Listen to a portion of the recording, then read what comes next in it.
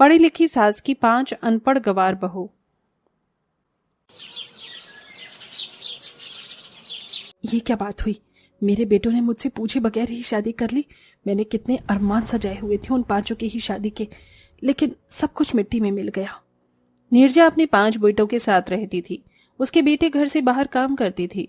नीरजा पढ़ी लिखी थी और साथ ही उसके बेटे भी पढ़े लिखे थे। उसके बेटों ने बाहर ही अपनी माँ को बताए बिना 5 लड़कियों से शादी कर ली थी और आज वो सभी घर आ रहे थे। ओह गॉड, कितनी देर हो गई। ये लोग अभी तक आए क्यों नहीं? मुझे तो आज ऑफिस का भी जरूरी काम था।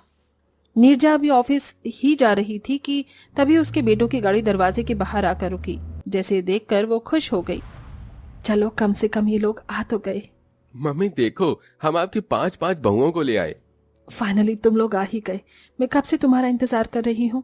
वैसे मुझे लव मैरिज से कोई दिक्कत नहीं है, पर हाँ, तुमने अपने लिए अच्छे घराने की पढ़ी लिखी लड़कियां ही चुनी है ना? नीरजा के इस सवाल पर उसके सभी बेटे चुप हो गए और अचानक ही उसकी बहू नंदनी बोली, ओए माँ, कुत्ते कमीने मच्छर, कितनी जोर से काटा है, मेरे सारा खून चूस लिया। ऐसे बोलकर नंदनी ने वहीं दरवाजे पर खड़े हुए ही एक मच्छर को ताली बजाकर मार दिया और अपने हाथों को अपनी शादी के जोड़े से ही साफ कर लिया। यह हरकत देखकर नीरजा समझ गई कि उसकी बहुएं गंवार हैं और वो गुस्से में बोली, तुम 5 मेरे लिए ये स्टूपिड इडियट बहुएं लाए हो जिसमें नाम का भी मैनर्स नहीं है। माँ वो इनफ इनफ, मैं अब कुछ नहीं सुन सकती हूँ। Shut up your mouth. माँ जी, ये आप अंग्रेज की औलाद काहे बन रही हो? हमारी समझ में ये अंग्रेजी जरा कम आती है। तुम्हारी भाषा कितनी गंदी है। तुम्हें ये गवार ही मिली थी अपनी पत्नियां बनाने को? पढ़ी लिखी लड़कियों का क्या अकाल हो गया था? माँ जी, इनकी भाषा भले ही गांव वाली है, लेकिन ये दिल की बहुत अच्छी हैं। सच में, आप इनको अपनी बहू मानकर तो देखिए।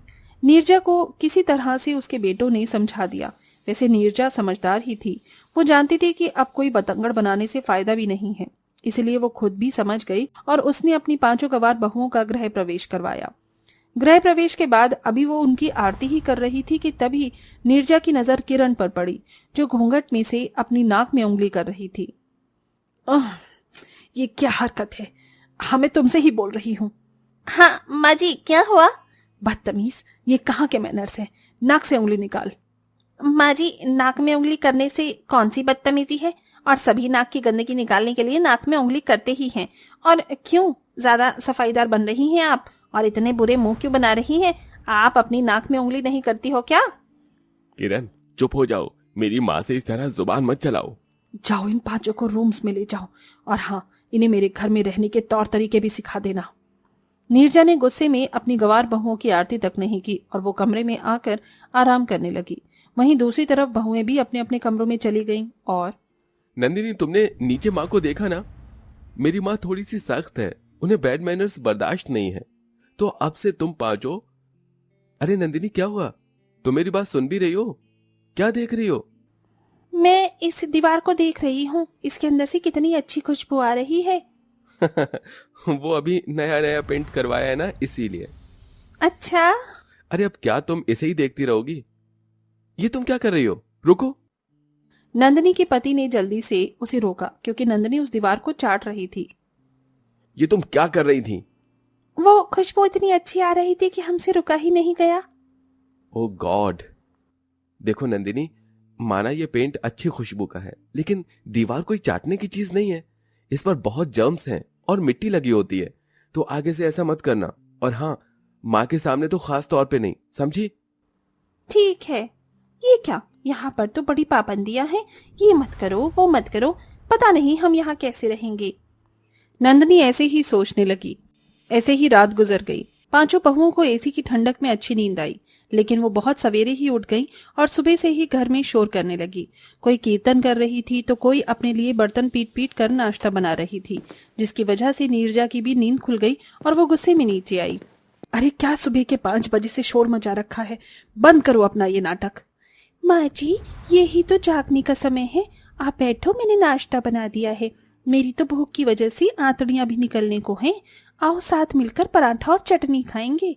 सुबह के 5 बजे से ही तुमने सभी की नींद खराब कर दी है। ये मेरा घर है, कोई धर्मशाला नहीं कि तुम कभी भी कुछ भी करोगी।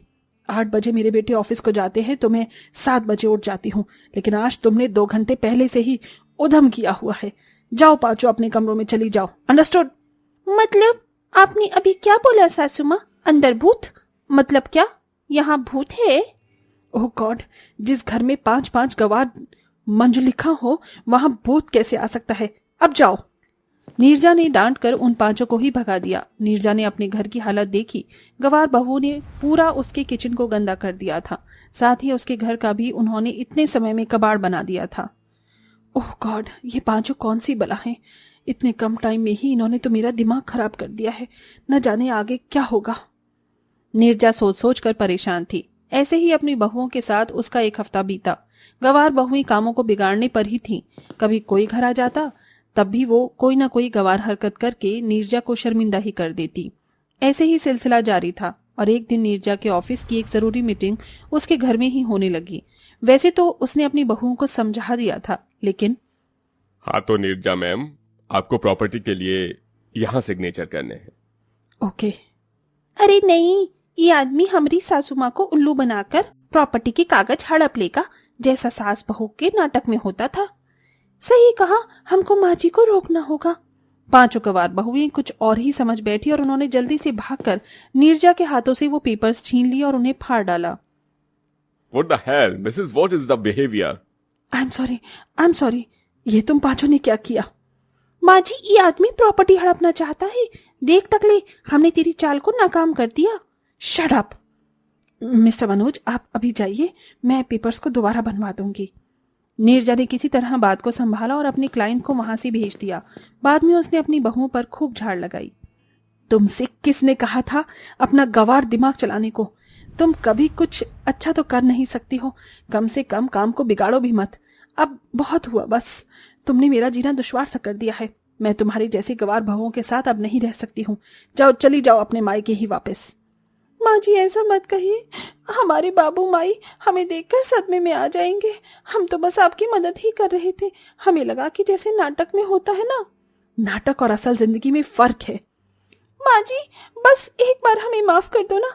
हम आपसे शॉर्टी वादा करते हैं कि दोबारा ऐसा कभी नहीं करेंगे। हम तो गवार ही हैं, हम इतना इस सब को नहीं जानते, लेकिन अगर आप हमें अपने तौर तरीके बताएंगे तो हम उन्हें सीख लेंगे। बस आप हमें घर से मत निकालो ना। हम चाहे जैसे भी हैं, लेकिन माँ जी कभी आपका बुरा नहीं चाहेंगे।